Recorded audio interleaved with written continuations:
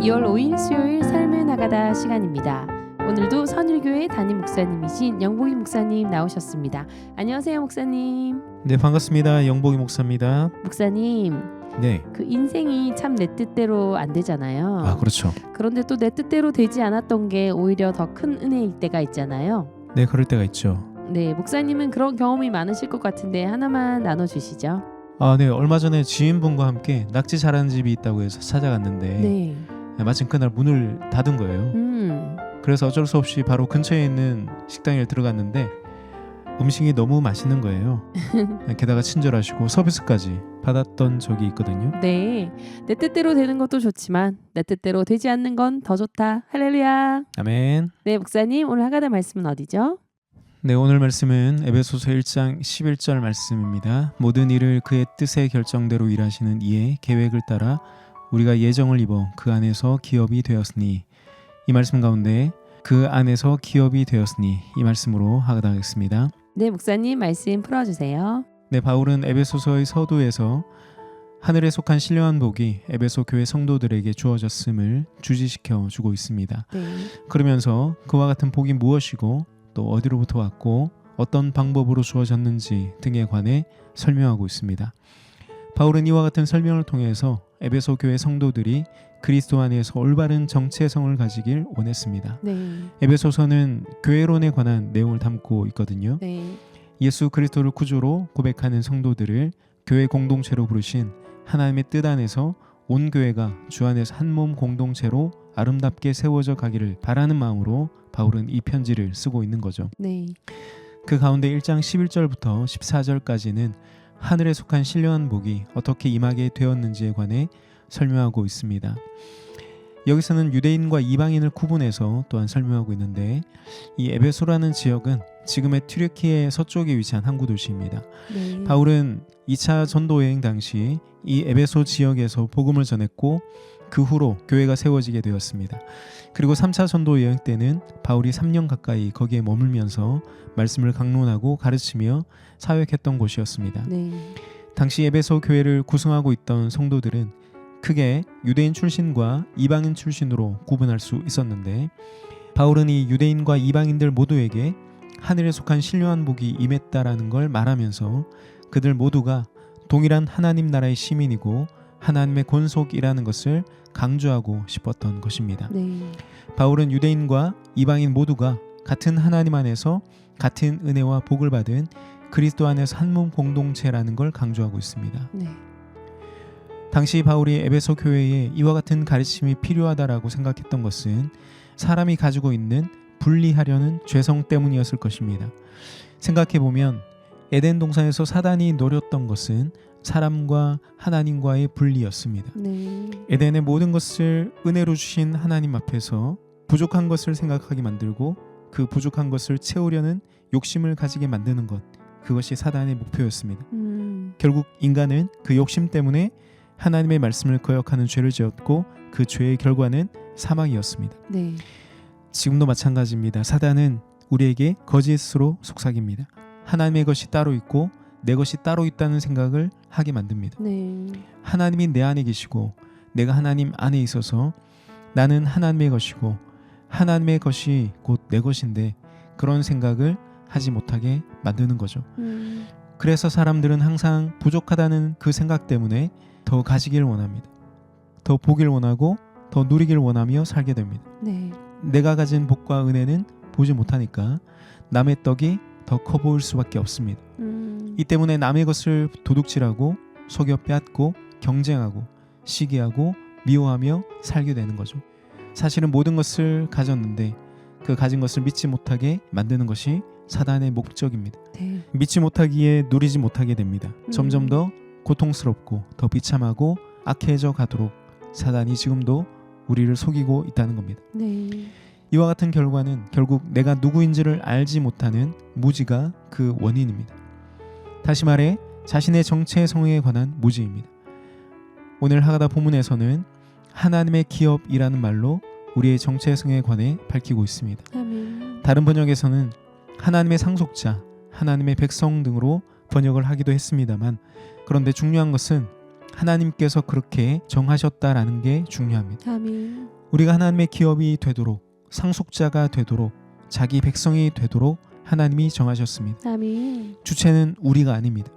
우리의 정체성의 주체는 바로 하나님이십니다. 아멘. 하나님이 우리에게 하나님 나라의 백성이요 상속자라는 정체성, 하나님의 아들이라는 정체성, 거룩하고 흠이 없는 자라는 그 정체성을 부여해 주셨다라는 사실입니다. 아멘. 그런데 자꾸만 우리는 착각하죠. 내가 처한 환경과 내 능력과 내 재산과 지위를 따라 나의 정체성을 내가 결정하고 있습니다. 육신의 한계와 결핍에 주목하면서 자기 안에서 스스로 거짓된 정체성을 만들어서 나는 복을 받지 못했고, 나는 버림받았고, 나는 불행하고, 나는 능력이 없고, 나는 비천하고, 나는 쓸모없는 존재라고 말하고 있다는 겁니다. 네. 그렇지만 우리는 잊지 말아야 합니다. 사단은 지금도 우는 사자와 같이 삼킬 자를 찾아다니며 우리를 속이고 있다는 사실입니다. 이 속임을 통해서 하나님이 우리 안에 주신 하나님의 기업이라는 이 정체성을 계속해서 흔들어 놓는 거죠. 네. 우리의 육신과 삶은 하나님의 기업이라는 우리의 정체성을 확인토록 하시는 하나님의 선물인데 그것을 부정하게 만듭니다. 네. 육신을 입고 살아가는 삶에서 느끼는 결핍과 한계를 마치 하나님의 심판인 것처럼, 저주인 것처럼 생각하게 만듭니다. 하나님이 나를 마치 버리시고 외면하시고 괴롭히는 것처럼 그렇게 생각하게 만든다는 겁니다. 네. 사실은 모든 것이 하나님의 은혜요 선물이요 복인데 그 사실을 인지하지 못하게 만듭니다. 이처럼 사단은 계속해서 하나님과 우리 사이를 분리시키고 있다는 사실입니다. 네. 오늘 본문에서는 이 모든 일이 그의 뜻의 결정대로 일하시는 이의 계획을 따라 우리가 그의 예정 안에서 기업이 되었다라고 말하고 있습니다. 아멘. 그러므로 우리는 사단의 거짓말을 믿지 말고 하나님의 말씀을 믿어야 합니다. 아멘. 하나님의 뜻과 그 결정과 그 계획에 분리란 전혀 없습니다. 아멘. 우리는 하나님의 백성입니다. 하나님 나라의 상속자이며 아멘. 우리는 하나님의 기업입니다. 아멘. 이 진리는 더 이상 분리될 수 없는 완전한 하나님의 선택과 예정의 복과 은혜인 줄 믿습니다. 아멘.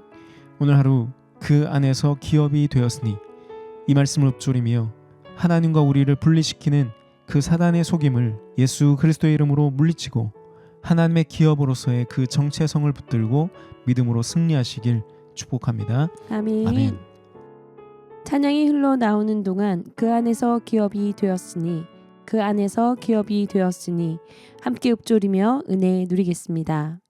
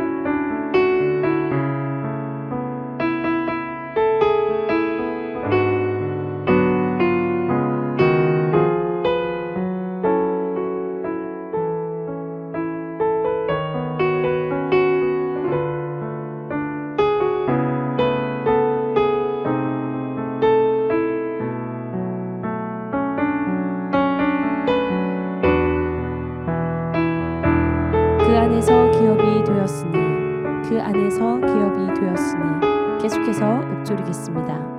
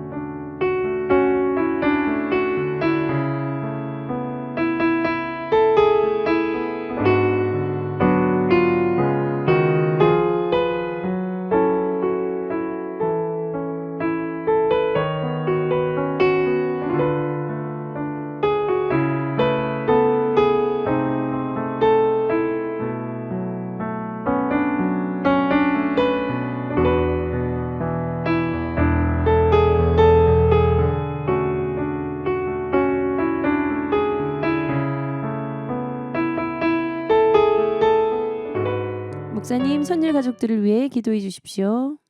기도하겠습니다. 사랑이 많으신 하나님 아버지 감사합니다. 아멘. 겉으로 보이는 우리의 한계와 결핍이 우리의 정체성을 변경할 수 없음을 알게 하여 주옵소서. 아멘. 하나님이 우리를 그의 기업으로 그의 백성으로 하나님 나라의 상속자로 정하셨음을 기억하고 오늘 하루의 삶에서 모든 오해를 벗고 하나님이 정하신 뜻을 이해하는 차원으로 나아갈 수 있도록 인도하여 주옵소서. 아멘. 우리 하나님과 분리되지 않는 하나님이 정해주신 그 정체성을 붙들고 살아갈 수 있도록 도와주옵소서. 아멘. 감사드리며 예수님의 이름으로 기도합니다. 아멘. 아멘. 오늘도 하나님의 기업이요 상속자요 아들인 내가 나의 참 정체성임을 믿고 누리는 복된 하루가 되시길 축복하며 여러분 오늘도 샬롬입니다.